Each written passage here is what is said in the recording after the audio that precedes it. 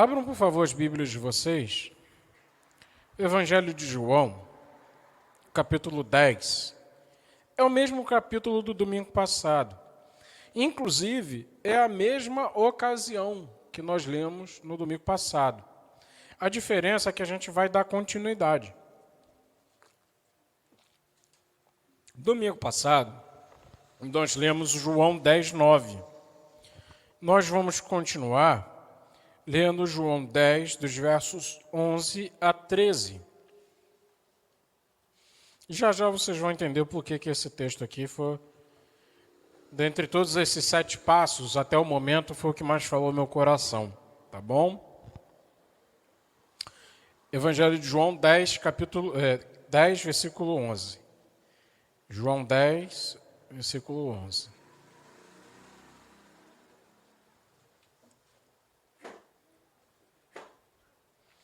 São 8 horas e 11 minutos. A tendência é que a gente consiga aí refletir em tudo também em breves minutos para a gente ter um ritmo parecido com o do domingo passado, tá bom? Eu sei que alguns dos irmãos assim já tiveram uma experiência bem forte pela manhã, né? Então a gente vai tentar ser o mais objetivo possível. Eu vou tentar ser o mais objetivo possível, mas não deixe que a apreensão pela minha objetividade ou não tire o foco, porque talvez esse também seja o passo que mais vai falar ao teu coração, nesses 7 passinhos que a gente está dando para a vida plena. Talvez seja esse que mais vai falar ao seu coração nessa noite, amém? Vamos estar fazendo a leitura do texto. O texto diz assim, ó: Eu sou o bom pastor.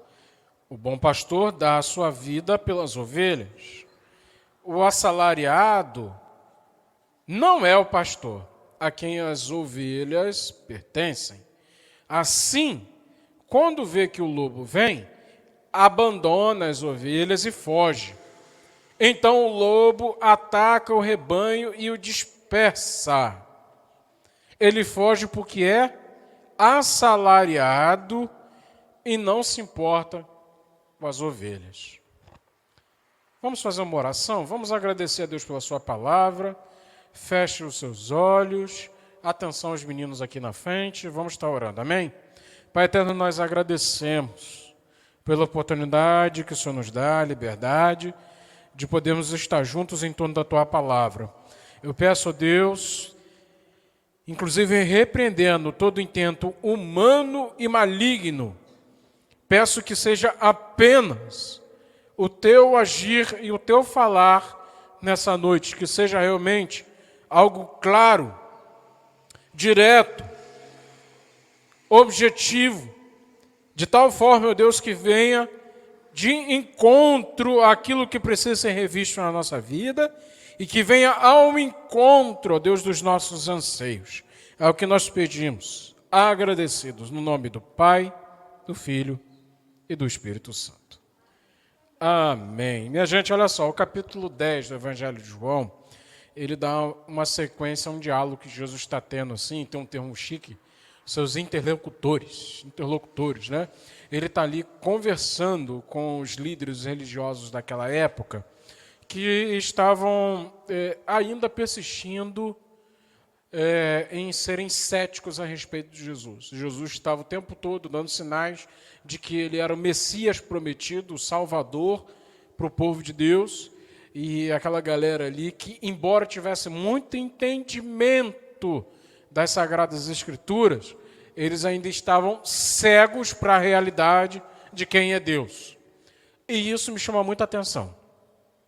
Mas sendo, inclusive, a gente estava conversando, né, irmã Lia, a respeito do papel da doutrina e por que doutrina não esfria crente. Tá?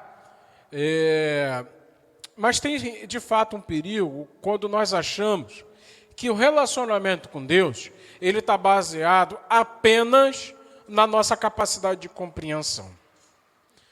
Porque é verdade que Deus ele está para além daquilo que nós podemos compreender a respeito dele. Não dá para colocar Deus numa caixinha de fósforo. Não dá para colocar Deus dentro daquilo que a gente imagina quem ele é. Porque Deus é infinitamente maior do que nós imaginamos. Por exemplo, hoje nós tivemos uma conversa muito boa aqui, muito edificante, a respeito de perdão. Tá? Se eu, por exemplo, tento formar uma ideia a respeito do perdão de Deus, com base nos meus sentimentos, o perdão de Deus é desse tamaninho. Agora, se eu olho para Deus e tudo aquilo que Ele já se revelou, e aí eu passo a pensar no perdão, não com base no que eu sinto, mas em quem como Deus se revela, em quem Ele é, aí a gente vê que o perdão não é uma coisa tão simples assim. É mais complexo do que a gente imagina. Porque ele vai de encontro a sentimentos como, por exemplo, necessidade de ter justiça feita em nosso favor. Certo? Porque, com certeza, muitos de nós presentes aqui já passou por situações de afronta, de injustiça, e aí a gente fica ali com o ego ressentido, né? Buscando de Deus justiça. A gente faz coro com o salmista. Senhor, quebra os dentes do meu adversário. Tem isso na Bíblia, vocês sabiam disso? O nome disso é Salmo Imprecatório, que é imprecação. Imprecação é maldição, é quando você está fazendo uma oração, pedindo para que Deus faça justiça, trazendo dano àquele... Deus manifeste justiça, trazendo dano àquele que fez injustiça contra você, tá bom? Mas quando a gente pensa no tamanho do amor que Deus demonstrou na cruz, e aí com base nisso a gente pensa uma série de coisas como, por exemplo, perdão, aí a gente vê que o perdão que Deus realiza e que Ele quer que nós venhamos manifestar é diferente daquilo que a gente pensa. Não é? A gente pensou um pouco a respeito disso hoje pela manhã. Então a gente vê aqui pessoas ainda resistentes ao Deus revelado em seu Filho, Jesus o tempo todo manifestando sinais para revelar que ele era o Messias. Por que eles estavam tão resistentes? Porque seus corações tinham determinado situações, formas de pensar. Tem até uma palavrinha que eu citei mais cedo, tem na Bíblia isso, sofismas, que é o famoso achismo. Eles tinham colocado uma série de achismos como base para pensar a respeito de Deus. Eles pensavam, por exemplo, que Deus viria de uma forma diferente para manifestar a sua bondade, a sua promessa de libertar o povo de Israel. E aí, quando surge um nazareno, e Nazaré era uma cidade muito pequena, um pequeno vilarejo. Tanto é que quando um dos discípulos, Filipe, chega para Natanael e diz assim, ó, vamos lá, conheci uma pessoa, eu acho que ele é o Messias. Tá bom, Filipe, de onde é que ele é? De Nazaré. Ih, Nazaré? Pode vir alguma coisa boa de Nazaré? Então Deus vem quebrando, né? Todas aquelas expectativas. Não, Deus tem que fazer assim, Deus vai agir assim, Deus vai agir dessa forma. Deus vem quebrando todas essas expectativas. E aí eu queria fazer essa pergunta para vocês, que não tem muito a ver com a reflexão em si, mas vou pegar esse ensejo aqui e fazer essa pergunta. Você está disposto a ter as suas expectativas quebradas por Deus? Porque pode ser que a sua expectativa esteja fundamentada em alguma coisa que não é real, ou até mesmo uma coisa que não é boa. E aí Deus, por misericórdia, não vai deixar você agarrado com essas expectativas que vão te fazer mal. Ele vai chegar e vai quebrar essa expectativa. Acho curioso quando a gente canta, por exemplo, eu quero ser, Senhor amado, como um vaso nas mãos do olheiro, quebra a minha vida e faça-me de novo. Eu quero ser... Eu acho curioso que a gente canta essas coisas. Aí quando Deus vai e faz aquilo que você cantou na canção, quebra, aí você fica reclamando, faz beicinho. Não era assim, Deus, que eu falei, você entendeu errado. Entendeu? Deus vai quebrar suas expectativas, mas é para o teu bem. É para o teu bem, tá? Da mesma forma, Cristo está ali, ó, quebrando a expectativa daquelas pessoas que estavam ali com uma ideia distorcida a respeito de Deus. E a ideia distorcida que eles tinham de Deus era tão complicada que, olha só, eles não estavam apenas prejudicando a si mesmo, eles estavam prejudicando a outros, ao ponto de Jesus dizer assim, olha, eu sou o bom pastor. Eu sou um bom pastor. Porque o bom pastor dá a vida pelas ovelhas. Agora, muitas vezes, vocês se comportam como os assalariados. E o assalariado está atrás de um interesse, que é o quê? O salário. Então, quando ele percebe que a sua vida está em risco, e ele analisa o que é mais importante, a minha vida ou o salário? O que é mais importante? A vida. Então, ele, vaza. E deixa as ovelhas, certo? Vulneráveis. Por quê? Eu? Perder minha vida? Não.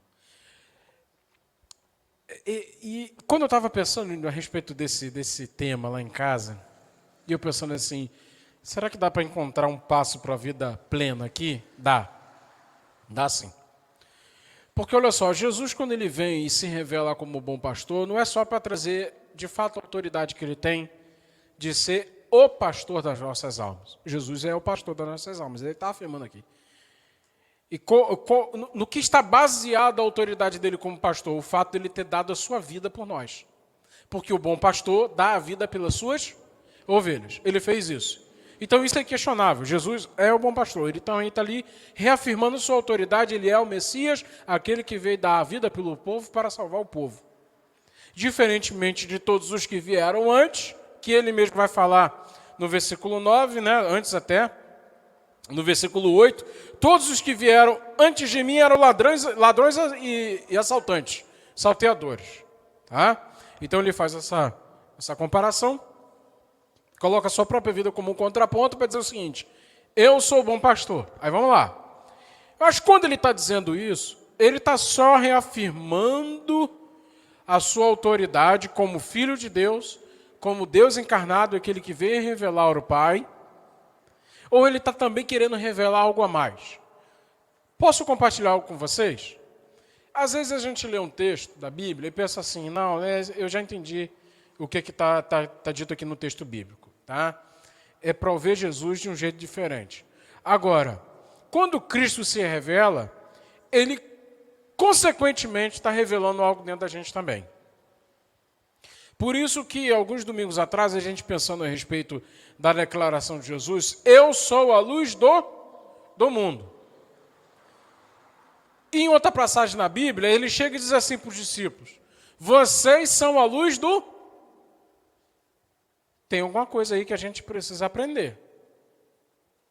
Porque se ele diz o seguinte, eu estava até conversando com o Arnaldo essa semana, Jesus disse assim, em meu nome vocês farão obras maiores do que as que eu fiz. Então quando ele diz assim, eu sou a luz do mundo, mas também diz, vocês são a luz do mundo, o que é que ele está querendo declarar com isso? Que ele iniciou uma nova etapa na humanidade, onde não somente ele, mas todos os que vierem depois dele e nele, vão realizar a mesma obra ou até maiores do que ele realizou. Certo? Então, quando ele diz assim, eu sou o bom pastor, o que ele está dizendo aqui? Ele não está somente reafirmando a sua autoridade como o bom pastor que dá a vida pelas ovelhas. Ele está estabelecendo um novo padrão de relacionamento. Aí eu queria fazer uma pergunta para vocês. Os seus relacionamentos estão fundamentados no amor ou no interesse? Na utilidade? Essa é a pergunta da noite. Eu já estou partindo para o encerramento aqui. Né? Então vamos lá. Nós vivemos muito numa era, tá, onde está na moda o utilitarismo na relação. Eu vou explicar para vocês com uma imagem o que é utilitarismo no relacionamento. Olha para mim e olha para esse copo. Vamos lá. Depois que eu terminar de beber essa água aqui, o que eu vou fazer com esse copo?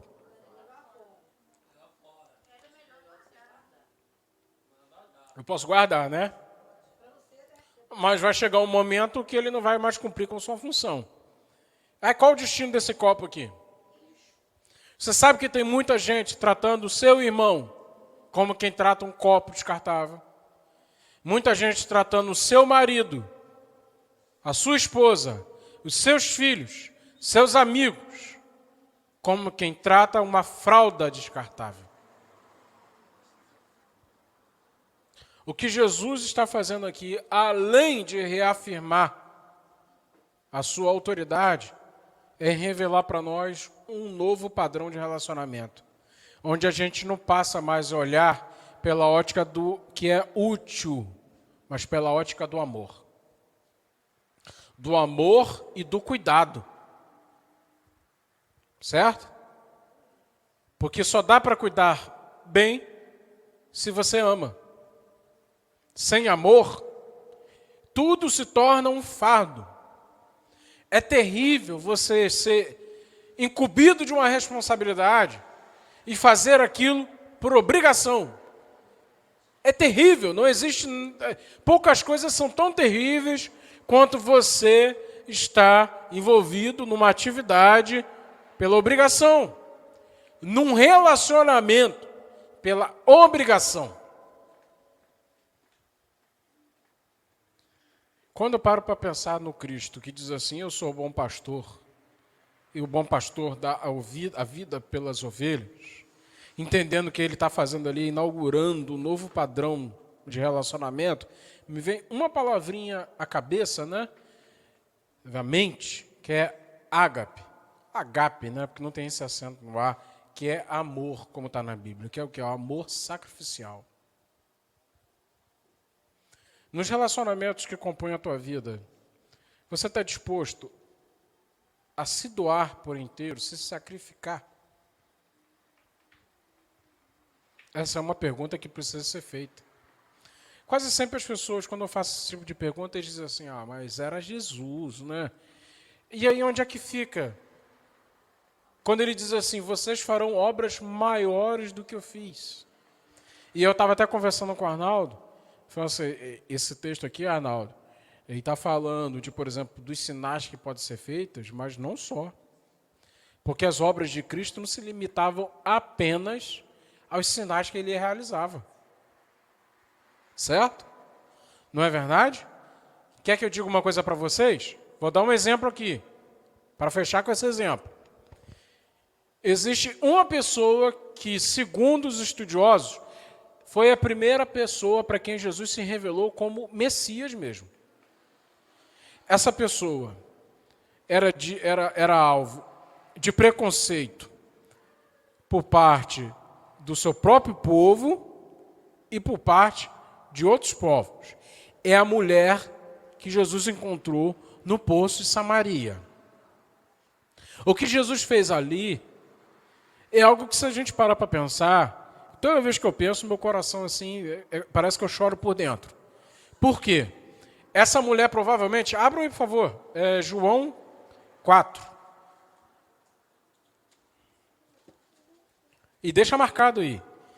Eu não vou ler o texto não, mas eu incentivo que você leia esse texto antes de dormir. Eu vou passar um panorama de um contexto histórico aqui para vocês, tá? Essa mulher, ela está indo ao poço sol de meio-dia, no horário mais quente do dia para buscar água. Os especialistas dizem o seguinte, que o horário para retirar a água do poço, que as mulheres faziam naquela época, era de manhã bem cedo, quando o sol estava fraquinho. Se essa mulher foi num horário que normalmente ninguém, nem homem, faz esse tipo de tarefa, é porque ela queria fazer sozinha. Então, muitos estudiosos vão dizer o seguinte, essa mulher, ela provavelmente era alvo de um preconceito. Que tipo de preconceito?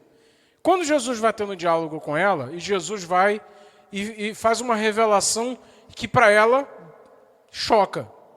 Jesus sabia exatamente da vida dela. Jesus está ali conversando com ela e tal, e em determinado momento Jesus diz assim, vai lá e chama teu marido. E ela vai dizer assim para Jesus, eu não tenho marido. Tá? Eu vou até ler aqui, ó, na íntegra para vocês. Tá? Vou ler aqui na íntegra para vocês. Calma aí. 16. Disse ele, vai, chame o seu marido e volte. 17. Não tenho marido, respondeu ela. Disse Jesus, você falou corretamente dizendo que não tem marido. O fato é que você já teve 5. E o homem com quem você vive agora não é seu marido. O que você acabou de dizer é verdade. Que tipo de preconceito que essa mulher de repente está vivendo? Pelo fato de ter uma vida amorosa tão conturbada, as pessoas olhavam com rejeição para ela. Então, de repente até evitavam caminhar com ela. E ela, para não ter que passar constrangimento de verem as pessoas rejeitando, ela ia buscar água quando ninguém ia buscar, para fazer sozinha. O que Jesus faz? Jesus quebra esse paradigma e vai ao encontro de uma mulher que as pessoas podiam dizer assim, não é possível. Jesus perdeu o juízo. Primeiro que ele está conversando sozinho com a mulher, isso já pega mal. E outro, ela é samaritana e se ela está nesse horário tirando água do poço, boa coisa essa mulher não deve ser. Jesus perdeu o juízo. Aí eu digo para vocês, Jesus aqui fez algum milagre? Jesus não fez nenhum milagre aqui, Jesus não fez nenhum sinal aqui, mas Jesus fez uma obra. Que obra que ele fez? Ele trouxe uma filha perdida de volta ao Pai Celeste. Então, quando muitas vezes a gente lê assim, ó, obras maiores vocês farão, não pensem só nos sinais, pensem em tudo aquilo que Jesus fez. Agora, para conseguir colocar em prática as obras de Cristo, tá? É preciso que a gente reveja quais são as nossas motivações. É um interesse ou é um amor? Porque se nós estamos agindo como o pastor que é assalariado, esse aí não é pastor verdadeiro, ele está ali só por causa do salário. Ele está atrás de um retorno, ele está em busca de um interesse. Se você procura fazer algo em toda a sua vida, atrás de um interesse, a palavra de Deus para nós nessa noite, mude de ideia. Porque, assim como Cristo, nós somos chamados a viver o amor sacrificial. E muitas das vezes, o que é para ser sacrificado para que o amor seja posto em prática, é o ego, o orgulho, não é? O que você está disposto a sacrificar para viver como Cristo? Para Jesus dizer assim, ó, Mariana, tu me amas? Aí o que Mariana vai responder? Sim, Senhor, tu sabes que eu te amo. Aí o que Jesus vai dizer para Mariana? Apacenta as minhas ovelhas. E vai chegar para dona Sinara, Sinara,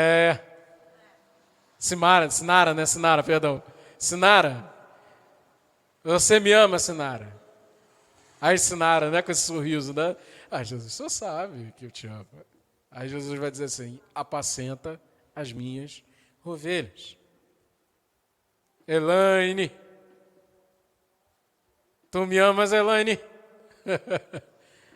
Aí Elaine, Senhor, tu sabes que eu te amo. Apacenta as minhas ovelhas. E aí a gente tem que estar disposto a entregar a nossa vida se for preciso. Não é verdade? Eu não me incomodo com essas coisas não, tá, gente? Eu gosto quando fica esse silêncio assim depois de... Eu gosto. Sabe por quê? É sério. Você quer viver vida plena? Presta atenção, ó. Você quer viver vida plena? Esquece um pouco de você mesmo.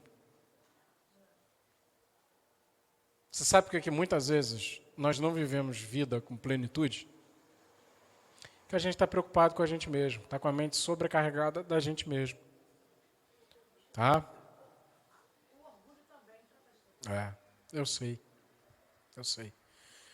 Cristo hoje nos chama a pensarmos o que está pautando nossos relacionamentos, o que está pautando aquilo que a gente faz na vida.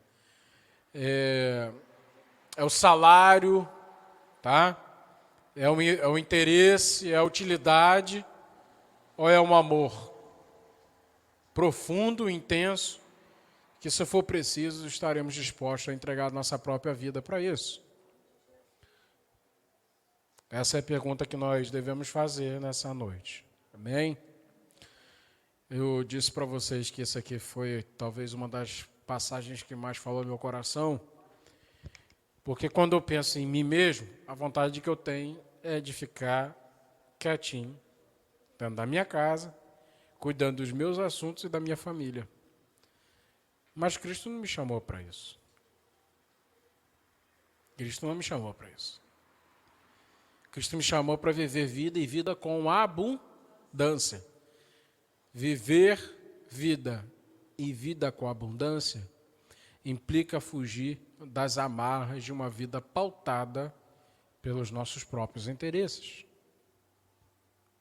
O empregado se envolve com as tarefas do Senhor porque ele está pensando no salário. O filho se envolve com as tarefas do pai pelo simples fato de agradar o pai. Olha a diferença. Olha a diferença. Quem você é nessa noite? O empregado ou o filho? Quem que você é nessa noite? Quem está pensando na retribuição ou quem está pensando em agradar o coração de Deus? Isso faz toda a diferença. Eu já contei aqui para vocês alguma vez, né? Hoje, quando eu penso nisso, inclusive me dá um nó na garganta, porque eu não entendia, né? Meu pai me chamava para fazer umas tarefas com ele, e eu pensava assim, cara, meu pai foi picado pelo bicho carpinteiro, né? Não para quieto, tá toda hora fazendo alguma coisa e, tipo assim, ele não se contenta em fazer sozinho, ele tem que ficar me chamando. Às vezes eu estou querendo ficar quietinho aqui, vendo Sessão da Tarde, vendo Karate Kid, e eu estou vendo aqui a melhor parte aqui, que é a luta final, e vai lá e me chama, lá no quintal. Jax! Aí eu vou lá. Vem cá me ajudar a fazer a tarefa. E muitas vezes eu pensava assim, pô, papai está me fazendo de empregado, né? Aí depois eu fui entender, quando meu pai já não estava mais aqui comigo, ele não me chamava para fazer as tarefas porque ele não sabia fazer, ou porque ele não queria ter trabalho. Era para passar um tempo comigo. Aí hoje, quando eu penso isso, dá uma tristeza. Puxa vida, eu podia ter entendido isso um pouco antes, né, para aproveitar um pouco mais o meu velho, né? Mas eu consegui aproveitar. Quando eu estava colocando telhado lá na nossa antiga casa lá, Jaqueline, né? Eu estava lá fazendo com ele, feliz da vida, pensando assim, poxa, eu estou desfrutando desse momento aqui com meu pai, vou aproveitar desse momento. Mas eu queria ter aprendido isso um pouco antes. Deus te chama para essa caminhada com ele, para refletir o amor dele. Não faça isso com peso, nem faça isso com interesse. Eu estou fazendo aqui porque eu espero que Deus venha me dar o galardão. Ele vai te dar, está prometido isso na Bíblia, mas não faça pensando no galardão, não. Se Deus tem te comissionado uma tarefa, apacenta as minhas ovelhas. Se tem chamado para você ser, de certa forma, o pastor na vida de alguém, faça isso como um filho que entende, puxa, meu pai, ele podia fazer isso aqui, podia pagar alguém para fazer, mas ele resolveu me chamar para fazer com ele porque ele quer passar tempo comigo. E se Deus tem te chamado para viver essa jornada com ele, é porque quer passar tempo com você. Vem cá, meu filho, vamos desenvolver com essa tarefa aqui. Enquanto a gente vai fazendo isso aqui, você vai aprendendo um pouco mais sobre mim mesmo e sobre quem você é. Enquanto a gente vai fazendo aqui, eu vou te ensinando umas coisas. Entendeu? Feche seus olhos, curva a sua cabeça, mesmo sentado. Vou pedir para a Jaque e o Arnaldo trazer os elementos da ceia. A gente não vai fazer louvor agora, não. A gente vai ser bem objetivo. Tá bom?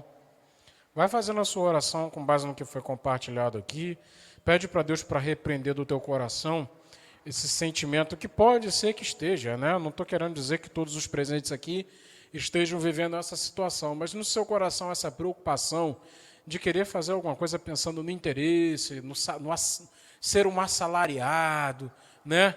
Porque se for assim, vai dar ruim, sabe? Na hora da dificuldade você vai deixar alguém na mão. Tá? Pede para Deus, assim, para trazer uma compreensão clara a respeito disso, tocar a tua vida, o teu coração. Se Deus tem te chamado para uma jornada ao lado dele, veja isso com com o coração muito alegre, né? Uma honra. Deus está te chamando para essa tarefa. Faça isso nesse momento, amém? Todos, orando, amém? Pense nisso que foi compartilhado agora, amém? Isso. Pai eterno, nós te agradecemos pela oportunidade que o Senhor nos deu nessa noite. A gente junto aqui, pensar e refletir com base na tua palavra. Eu te agradeço, ó Deus. Pode ser que de repente aquilo que nós desejávamos ouvir fosse algo diferente, mas eu tenho certeza que o Senhor, sendo soberano, se o Senhor nos conduziu a esse momento, é porque o Senhor tinha um propósito bem definido. Muito obrigado, Senhor, porque nesse momento pode ser que expectativas tenham sido quebradas. E eu te agradeço. Que se o Senhor quebrou a expectativa, é provavelmente porque isso estava atrapalhando o caminho de alguém. Nós pedimos, ó Deus, que aquilo que foi compartilhado nessa noite seja, de fato, algo importante para a jornada. Que a gente venha se agarrar aos princípios revelados na Tua palavra, nas Escrituras dessa noite, e venha viver cada um dos princípios revelados. É que nós pedimos e agradecemos. Amém.